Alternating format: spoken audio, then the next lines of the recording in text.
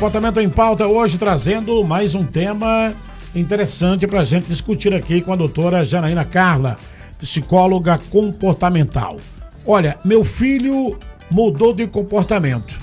É só uma fase ou existe algo por trás? Doutora, boa tarde, em primeiro lugar, obrigado aqui pela vinda, mais uma vez pra gente, mais um quadro aqui, pra gente discutir aqui sobre esse tema interessante, né? No quadro Comportamento em Pauta. Boa tarde. Boa tarde a todos os ouvintes e obrigada pelo espaço. Doutora, é um tema interessante aqui pra senhora poder trazer pra gente aqui hoje. Bom, quando os pais percebem que o seu filho mudou de comportamento, o que eles devem observar primeiro? Primeiramente, é importante você observar se está causando prejuízos. Por exemplo, vamos supor que o seu filho, ele não fazia birra e agora está fazendo birra. Ou ele obedecia e agora não está obedecendo mais. Ou ele tirava notas boas e agora não está mais tirando notas boas. Ou tem muitas reclamações da escola. Então é importante você observar se esse comportamento, que é o comportamento, a ação de fazer birra, por exemplo, de desobedecer, ou de ter dificuldade para estudar, ou ter dificuldade para estudar sozinho, você deve observar se está causando prejuízos para a criança. Na escola, em casa, no sono, na alimentação. Então você percebeu que seu filho mudou, está causando prejuízo para ele? E qual é a frequência desse comportamento? Então, vamos supor que a criança ela está com dificuldade para comer. Meu filho comia de tudo, agora ele não quer comer mais, só quer comer besteira. Mas qual é a frequência disso? Está causando prejuízo à saúde dele? Né? Qual é a intensidade disso? Então, o primeiro ponto é você observar isso, se está causando prejuízo, qual a frequência e qual a intensidade desse comportamento. Entendi. Agora, um outro tema aqui. Uma mudança de comportamento significa que existe algum problema com a criança? Não necessariamente. Então, a criança ela mudou de comportamento. Mas a gente primeiro precisa entender qual é esse comportamento. A criança, tudo que ela queria era no choro. Se ela queria um copo de suco que estava em cima da mesa, ela chorava, em vez de pedir o copo de suco.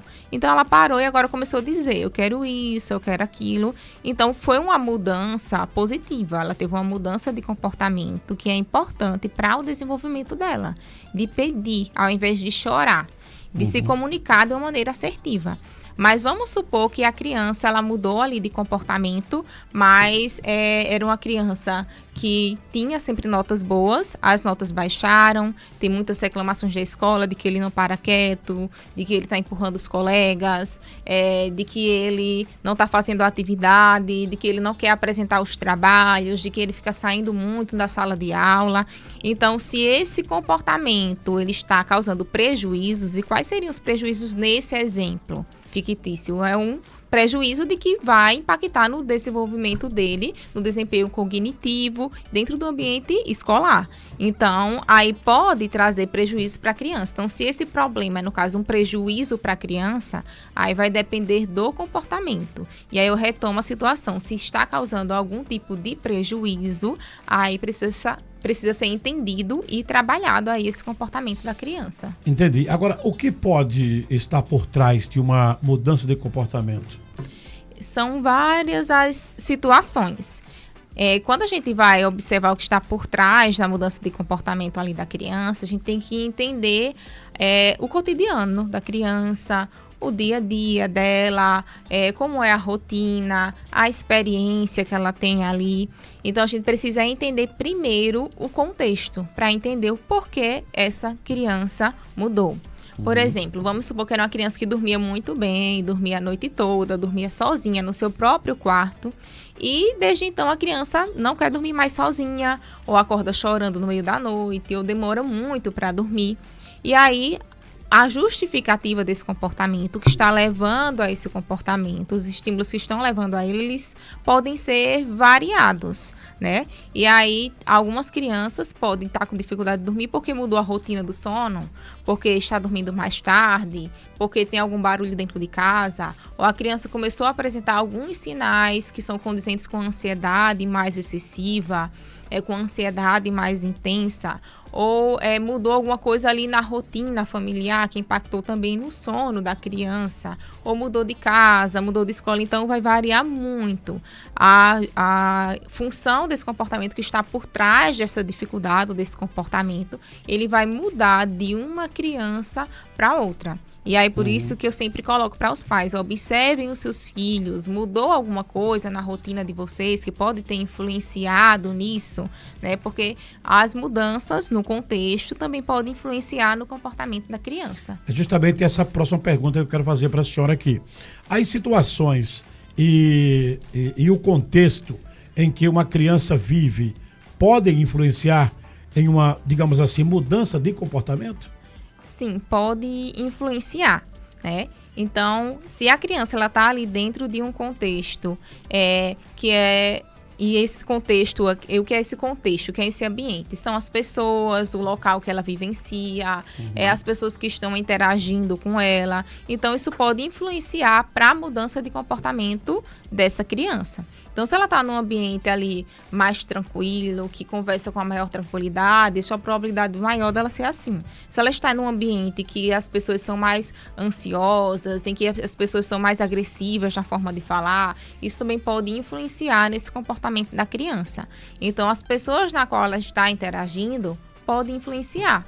As crianças, às vezes, elas imitam muito também o comportamento das outras crianças. Então, se ela está ali interagindo com outra criança e ela vê a outra criança ali empurrando, então, às vezes, ela vai empurrar também. Então, a criança, ela aprende por modelação, que é por imitação.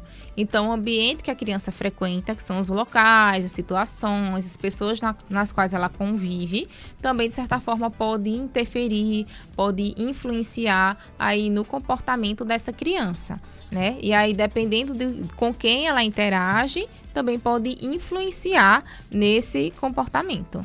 Estamos conversando com a doutora Janaína Carla, que é psicóloga comportamental infantil. E o tema de hoje é: meu filho mudou de comportamento. É só uma fase ou existe algo por trás? A doutora está explicando para a gente aqui como é que funciona isso. Bom, uma outra pergunta é: uma criança pode mudar de comportamento simplesmente porque está pretendendo uma nova habilidade? Uma criança, ela pode mudar de comportamento quando ela está desenvolvendo uma nova habilidade. E aí, essa criança, ela muda de comportamento como? Vamos supor que uma criança, ela está lá empurrando um coleguinha na escola. Aí tá tendo várias reclamações. Olha, fulano tá empurrando os coleguinhas no ambiente escolar. Quando a gente diz para a criança, olha, não pode empurrar, é errado empurrar, a gente não quer apenas que ela pare de empurrar. A gente quer que ela aprenda que ela não pode empurrar o coleguinha. Só que para isso ela precisa aprender uma nova habilidade. Ou seja, ela precisa aprender, já que eu não posso empurrar, então eu vou fazer o quê? E é nesse ponto que a gente precisa entender o porquê a criança está empurrando, que é entender o comportamento. Por exemplo, fulaninho, ele queria brincar com os coleguinhas e os coleguinhas não quiseram brincar de bola como ele gostaria. Aí ele foi lá e empurrou os coleguinhas. Então, a gente precisa ensinar a criança, por exemplo, nessa situação, olha, uma vez você brinca de bola com seus coleguinhas, outra vez você vai brincar com os coleguinhas da brincadeira que eles escolherem. Então, a criança ela pode aprender novas habilidades, novos comportamentos, porque o nosso cérebro ele tem algo chamado de plasticidade. Que é quando os nossos neurônios eles formam novas conexões para a gente aprender novas formas de agir. Isso é a neuroplasticidade cerebral. E aí, quando a gente quer que uma criança ela mude o comportamento, ela melhore um comportamento, a gente quer que ela faça isso como? Apresentando outro comportamento no lugar. Que um comportamento seja importante para o desenvolvimento dela. Então, o comportamento pode mudar quando ela aprende novas habilidades, novas formas de agir. Agora, se essa mudança acontecer somente em casa, isso significa que a criança está fazendo de propósito? Não necessariamente. Deixa eu dar um exemplo aqui para que vocês possam entender melhor. Um exemplo fictício. Vamos supor que em casa a criança come sentadinha, comportada, senta, se alimenta e só levanta quando finaliza. Mas vamos supor que a criança foi para um restaurante, aí se levantou várias vezes, ficava correndo para o espaço Kids, não queria terminar a comida. E aí pode ser que as pessoas pensem, olha, tá fazendo para provocar. Que em casa ela não é assim, em casa ela come tudo sentadinha, direitinho, e aqui é só para provocar, ou só porque está na frente das outras pessoas. Só que às vezes aquela criança ela está fazendo aquilo Porque vamos supor que ela está num ambiente diferente. Ela, vamos supor que antes de ir para o restaurante, ela comeu alguma coisa, ela ficou um pouco satisfeita, ela estava em um ambiente que tinha um espaço kids que ela não conhecia antes, estava querendo aproveitar, brincar com os coleguinhas. Então, ela estava em outro ambiente, em outro contexto, que é o que eu falei agora há pouco. O ambiente, ele também vai influenciar. E aí, o que é que a gente poderia fazer? Olha, a gente vai almoçar lá. Assim que você terminar de almoçar, você levanta e brinca no espaço kids. E assim ajudaria a criança a modificar aquele comportamento. Mas não necessariamente a criança, nesse contexto, estaria fazendo de propósito para provocar. Mas a criança estava fazendo porque estava em outro ambiente, e estando em outro ambiente, aquele ambiente também influencia no comportamento da criança.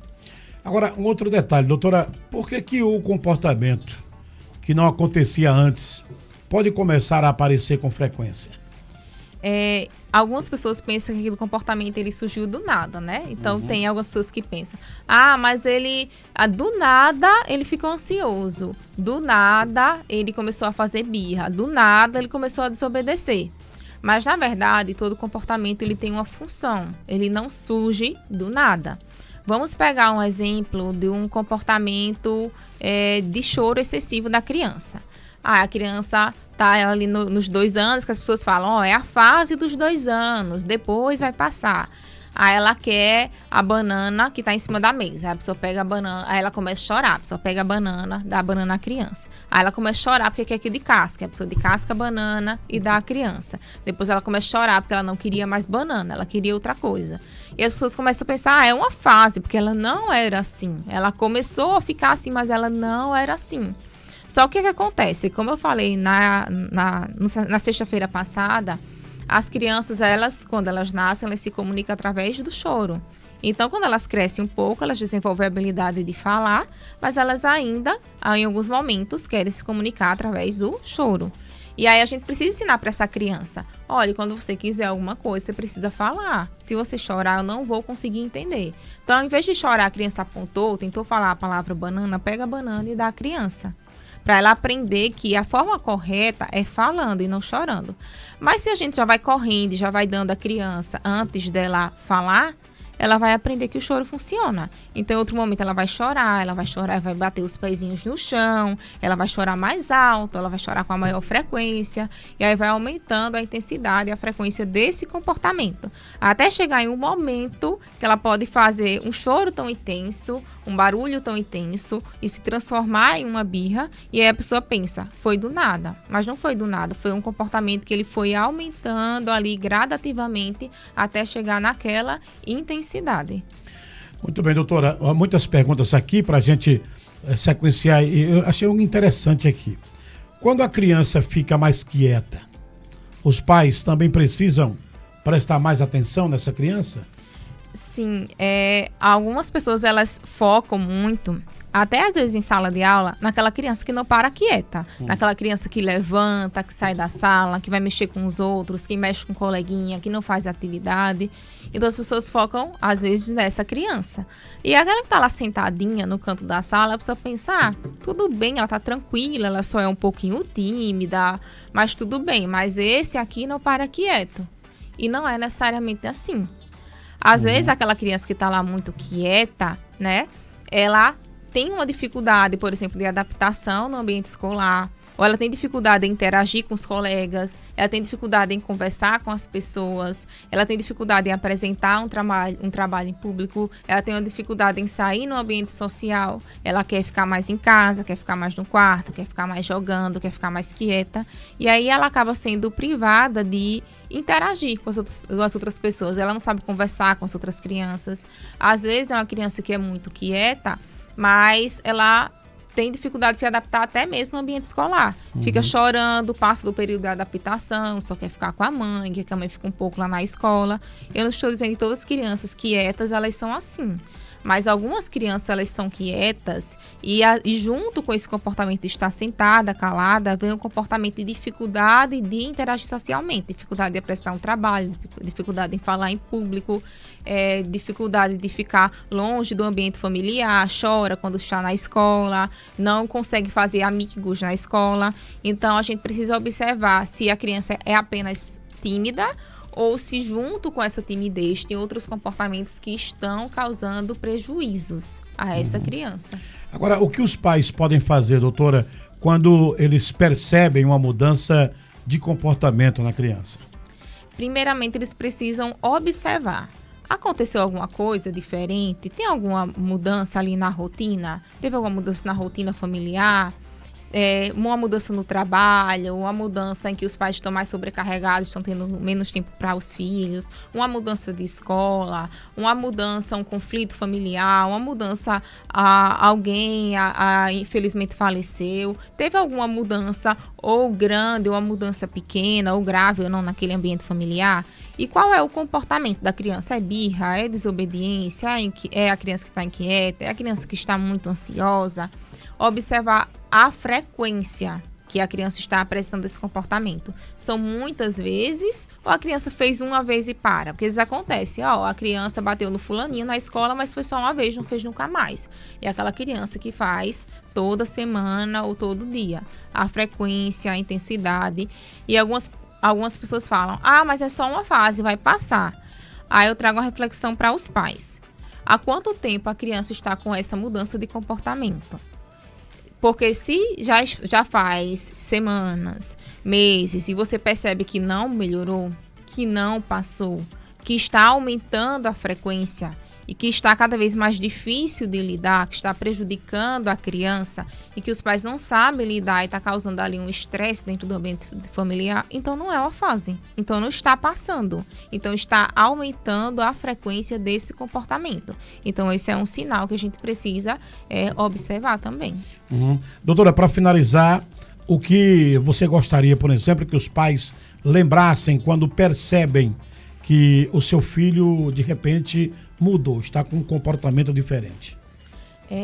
Eu oriento os pais a observar esse comportamento, em quais momentos a criança mudou, né? Em qual ambiente ela está, em casa, fora de casa, na escola, o que está acontecendo antes e depois desse comportamento, para a gente observar se existe um padrão, se existe o mesmo contexto, o mesmo ambiente em que a criança muda esse comportamento. Por exemplo, a criança mudou, está muito ansiosa, relatando dor de barriga, taquicardia, mas é sempre na hora de ir para a escola.